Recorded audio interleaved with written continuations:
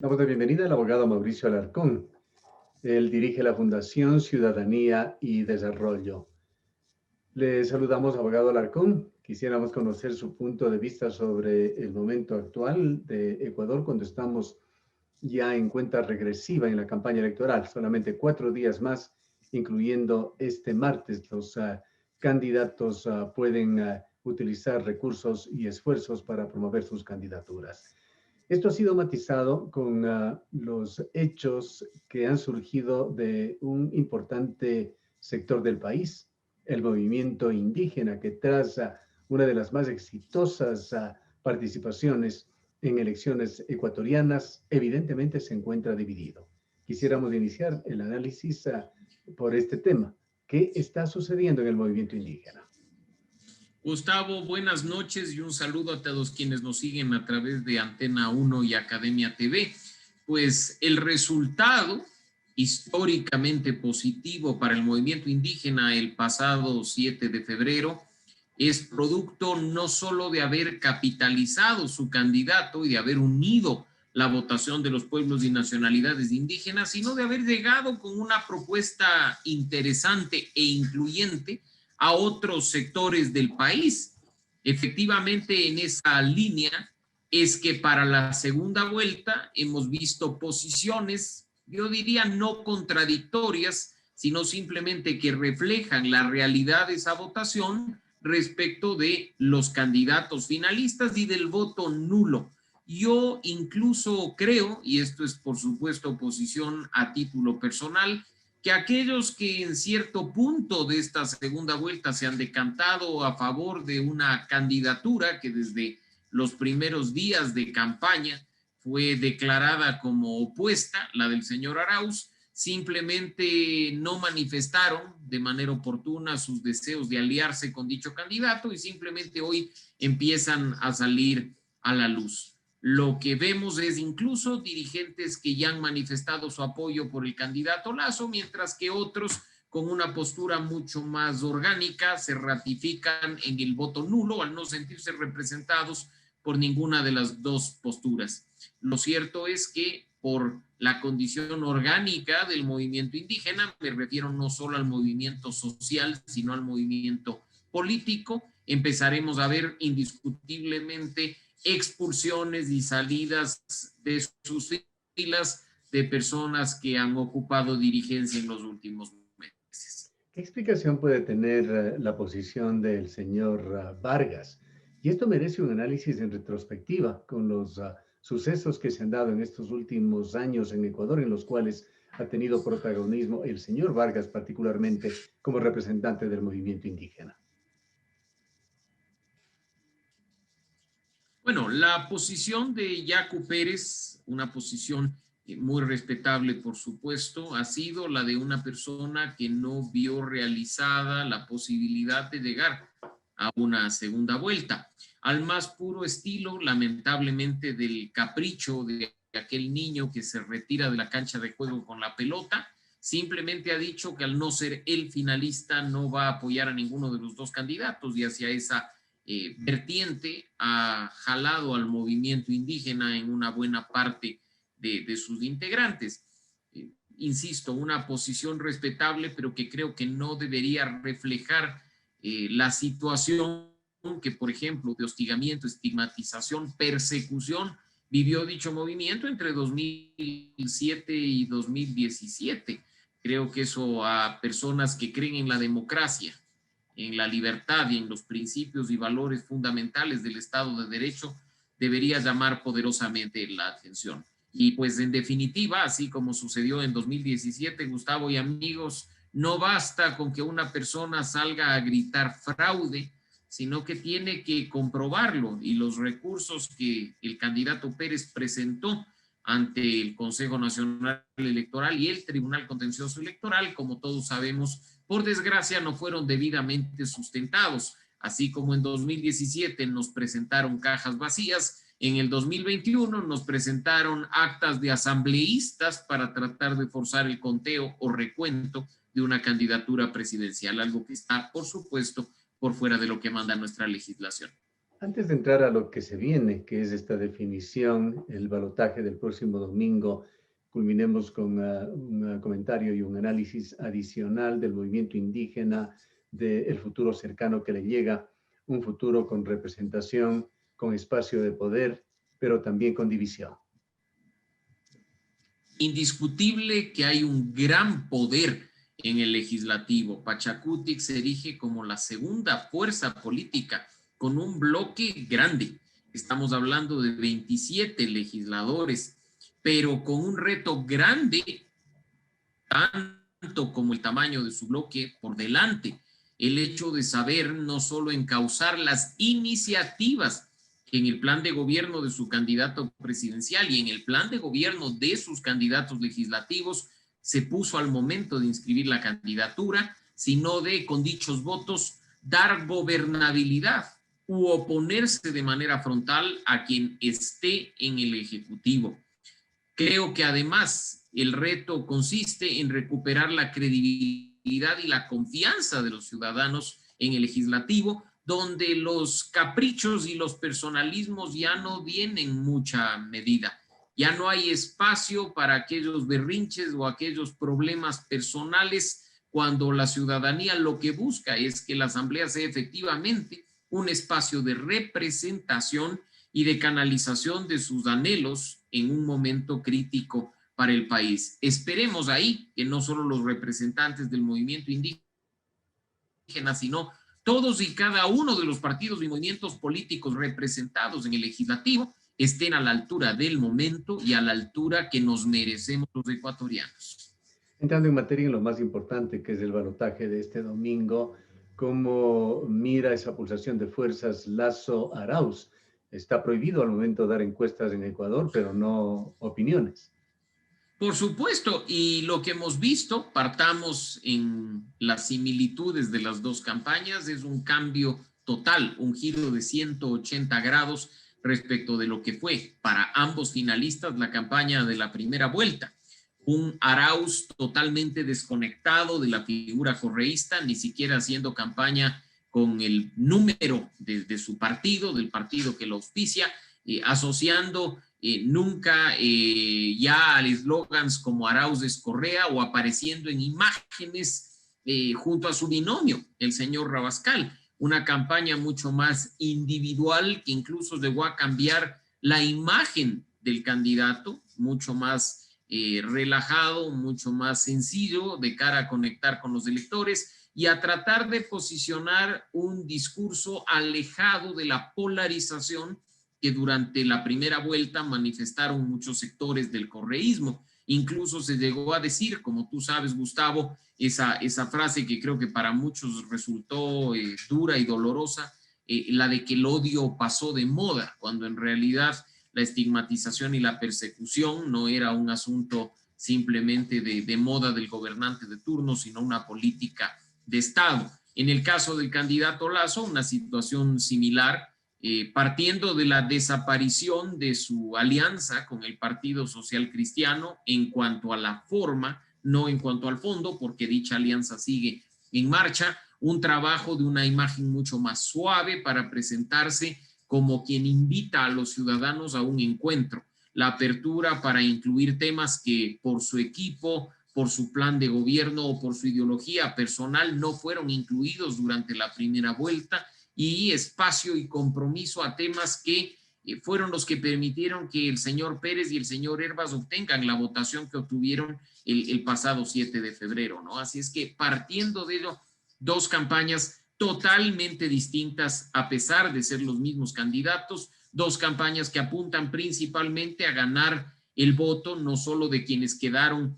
tercero y cuarto en el proceso electoral, sino además ganar el voto de los indecisos e incluso terminar de convencer a quienes inicialmente se habían manifestado favorables al voto nulo. No ¿Cuál obstante, es el momento, Mauricio, que vive el correísmo en el país? Correísmo entendido como aquel proyecto original que se dividió en Alianza País, en UNES y otras manifestaciones.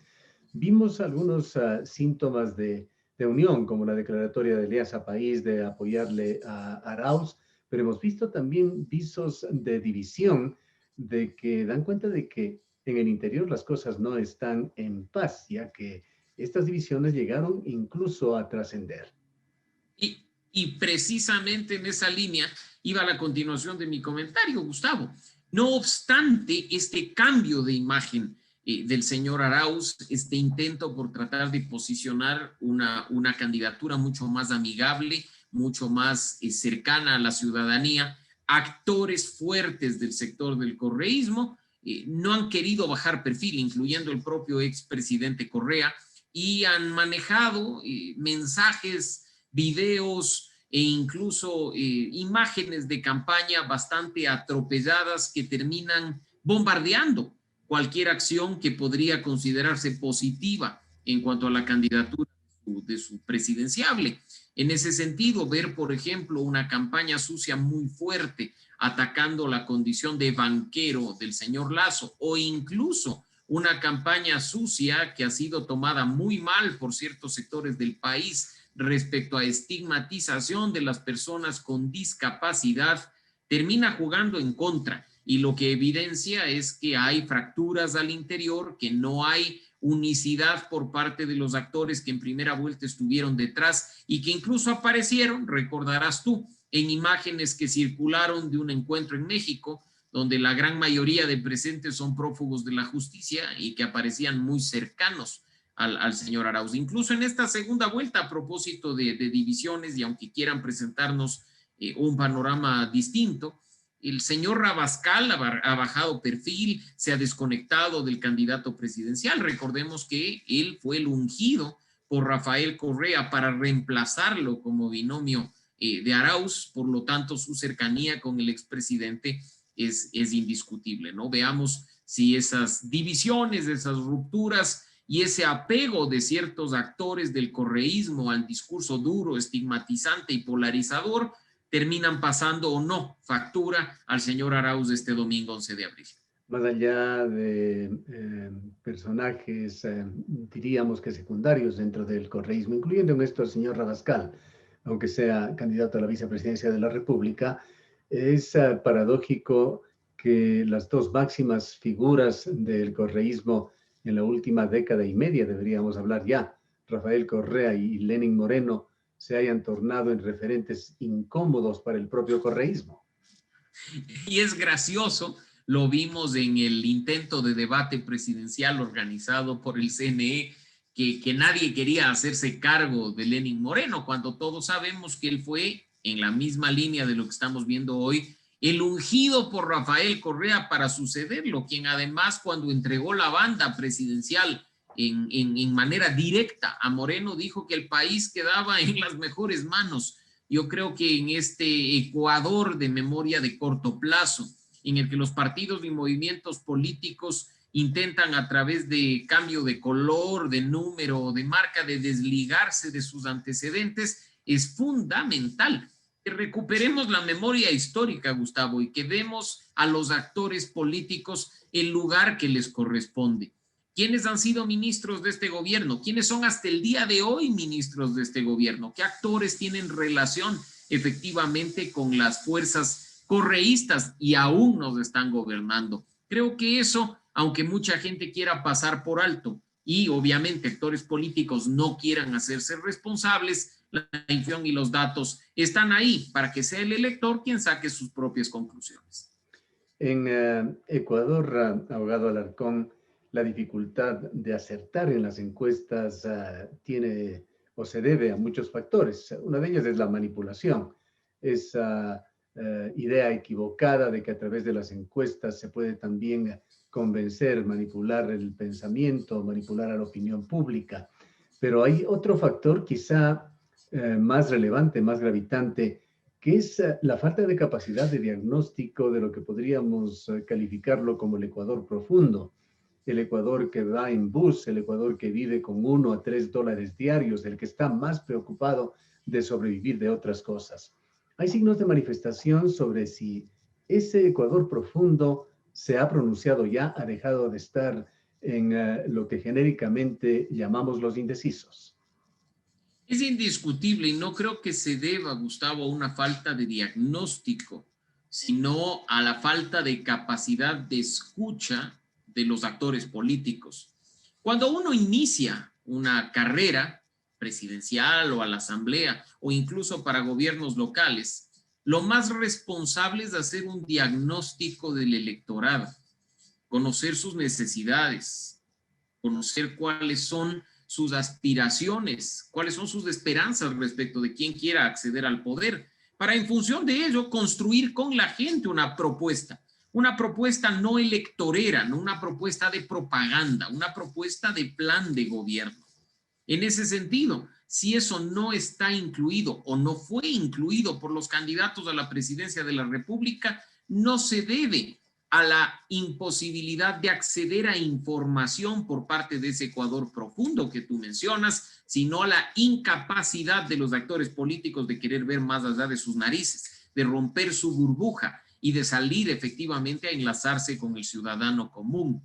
No creo en este momento, cuando los ecuatorianos ya han llegado a la etapa final de la campaña electoral, que la indecisión se deba a no encontrar un enlace directo de sus aspiraciones con lo que un candidato dice o propone, sino más bien a la indecisión respecto a que quizá ninguna de las dos opciones le satisface y que, como ya ha ocurrido en procesos electorales anteriores, terminará inclinándose por el mal menor o por quien puede asegurar condiciones mínimas para tratar de tener algo de país en el futuro. Así es que creo que hacia eso apuntan. No nos olvidemos, a propósito de las encuestas que mencionas, que muchas veces ese voto indeciso es en realidad un voto vergonzante. Aquella persona que te dice, no he decidido o no quiero contestar la encuesta que usted me está proponiendo, es gente que simplemente por su condición personal no quiere ser identificada como a favor de uno u otro candidato finalista. A la larga, no creo en este momento en que tenemos tantos canales de comunicación y de información que los indecisos terminen decidiéndose cuando están frente a la papeleta, sino que más bien, como digo, esos indecisos son la mejor forma de tapar un voto vergonzante que ya está definitivamente decantado por uno u otro de los finalistas. ¿Se han podido aclarar los atributos de los dos candidatos? Esto para la mayoría del pueblo ecuatoriano. El debate dejó una impresión, pero la campaña ha seguido y ha habido la oportunidad de escuchar a los dos candidatos referirse a los mismos temas. Ayer, por ejemplo, escuchábamos una respuesta que daban a una persona del pueblo sobre qué iba a suceder con su hijo de capacidades especiales. La respuesta de Arauz fue en el sentido de que se pondrán en vigencia nuevamente subsidios para que los padres no vayan a trabajar, una receta que se la aprobó en el correísmo y que no tuvo sustentabilidad, pues al momento ya no existe. Y la respuesta de Lasso en el sentido de que se generarán oportunidades para familiares y para las personas con capacidades disminuidas.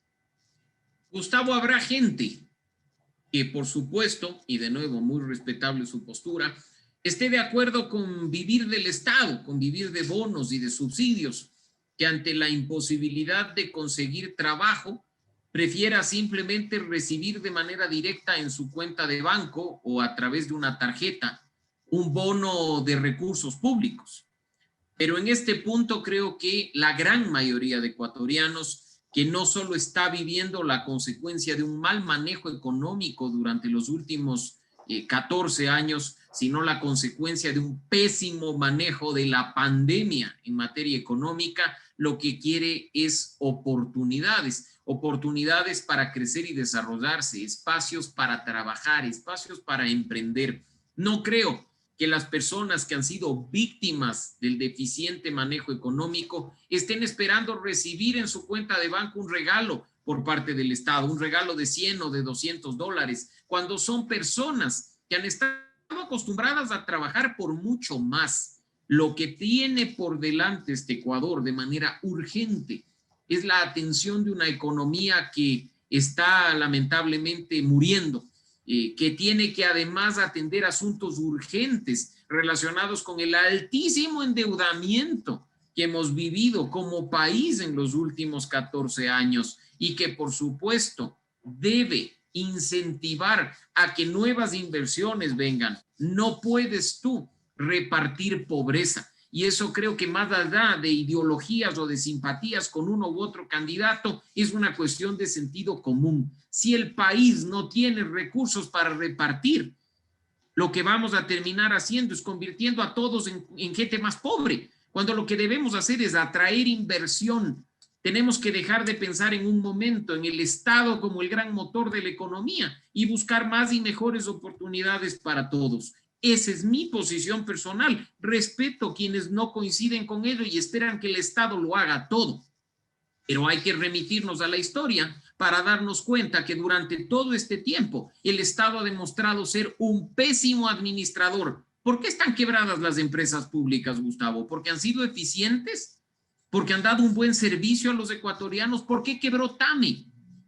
Si no es porque el Estado la utilizó como caja chica y como servicio de transporte privado y particular para amigos y para familiares. ¿Por qué está en proceso de quiebra Correos del Ecuador? ¿Porque la manejaron muy eficientemente? ¿Por qué empresas históricamente rentables como la Corporación Nacional de Telecomunicaciones se encuentran en una situación tan lamentable y se intenta vender y privatizar para que otros se hagan cargo? ¿Porque el Estado ha sido eficiente?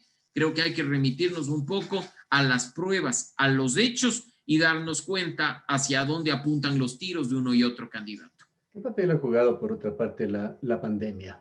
La pandemia ha hecho tocar fondo a muchísimos ecuatorianos, a la mayoría de los ecuatorianos, y le ha hecho pensar, quiera o no, con un pensamiento existencial. Se está tratando día a día con temas como la vida y la muerte. Indiscutiblemente, y claro, la pandemia nos ha hecho valorar mucho a la familia, a nuestros allegados, a los cercanos, nos ha hecho valorar la salud, la convivencia, los espacios íntimos, la gente cercana, pero también nos ha hecho valorar y evaluar el rol del gobierno, que tiene mucho que ver con lo que estamos viviendo. Esas decisiones atolondradas, producto de la falta de planificación, esas decisiones viscerales, producto de simplemente reaccionar a coyunturas específicas, terminan haciéndole mucho daño a la economía. No se trataba de simplemente, sobre pretexto de salvaguardar la salud de la gente, y yo comprendo que es un tema sensible, de cerrar a todo el país, porque las consecuencias las estamos viendo. El cierre del país en marzo del año pasado, Gustavo, era urgente y necesario en ciertas provincias donde la ola de contagios creció de manera brutal. Pero en ciertas otras localidades, específicamente, por ejemplo, aquí en la capital, podía haber demorado un poco y haber salvado ciertos negocios que lamentablemente quebraron al muy poco tiempo. No puedes tú mantener una ciudad económicamente cerrada durante 3 o durante 6 meses, cuando mucho de la economía informal vive en el día a día. Y no me refiero, en cuanto a informalidad, a esos vendedores que se encuentran en la calle y que, por supuesto, tienen una situación complicada en este contexto hasta el día de hoy, sino me refiero a esos pequeños negocios, a esos pequeños emprendimientos, a cuestiones tan elementales como los negocios que te daban en ese momento almuerzos ejecutivos y que quebraron al mes, a los 2 meses, Gustavo, porque las decisiones que se tomaron se hicieron sin planificación, se hicieron sin medir las consecuencias. Y ahí es cuando uno tiene que ver y analizar si efectivamente quienes nos han gobernado durante este último tiempo específicamente, y me refiero no solo al presidente, sino también a los ministros, han cumplido el rol y efectivamente han sido, como muchos nos quieren hacer creer, felicitados internacionalmente, o simplemente trataron de actuar conforme a las coyunturas para tratar de dejar al país medio parado y no caído. ¿Se puede aún esperar golpes de timón en las dos tiendas de campaña en las aproximadamente 80 horas o menos que quedan de exposición de los candidatos al pueblo ecuatoriano? Por supuesto que sí, y no creo que debamos limitarnos a esas horas, Gustavo, porque esas son las de la campaña formal, la que termina el jueves a la medianoche. Pero ya sabemos que ante la falta de control de nuestras autoridades electorales, los candidatos seguirán haciendo campaña directa e indirectamente a través de redes sociales, medios alternativos e incluso servicios de mensajería hasta el día mismo de las elecciones. Creo que todo puede pasar, especialmente considerando que los últimos datos que se recibieron de encuestas, cuando aún era permitido difundirlas, dejaban ver una diferencia muy pequeña entre los dos candidatos finalistas. Se ha visto en procesos electorales anteriores, Quito y Pichincha en las últimas seccionales es un buen ejemplo de ello, cómo los días finales pueden terminar de inclinar una balanza. Recordarás tú que en el año 2019 se daba por sentado que el alcalde de Quito era Paco Moncayo y el prefecto de Pichincha era el señor Juan Zapata. Todas las encuestas nos decían que así iba a ser. Y los golpes de timón que tú mencionas en los últimos días de la campaña local terminaron inclinando la balanza y cambiando sustancialmente el resultado. Esto no ha terminado aún, esto no termina el jueves a la medianoche, termina en definitiva el domingo a las 5 de la tarde, cuando se cierren las juntas receptoras del voto y empecemos a contar la voluntad de los ecuatorianos manifestada en las papeletas presidenciales. Un comentario final, Mauricio, sobre la tarea que le tocará hacer, los problemas que le tocarán resolver, la situación que deberá tomar el presidente que sea elegido el próximo domingo.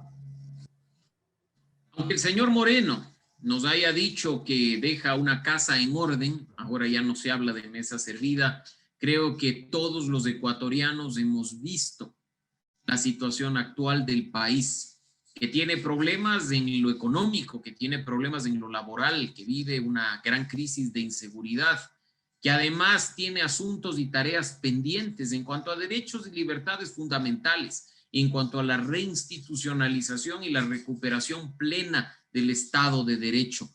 El reto para quien gane la presidencia de la República este domingo es muy grande, porque no se trata de tomar medidas parche para solucionar problemas de manera temporal, sino que indudablemente deberá tomar decisiones de fondo para, como he dicho, recuperar la economía, recuperar el trabajo, recuperar las finanzas públicas, implementar un proceso de vacunación urgente que hasta el día de hoy es deficiente y, por supuesto, de ninguna manera dejar de lado aquellos temas que permitieron que el señor Pérez y el señor Hervas obtengan la votación del pasado 7 de febrero. Los temas medioambientales, los temas de género, de grupos vulnerables como los pueblos y nacionalidades indígenas o las poblaciones LGBTI.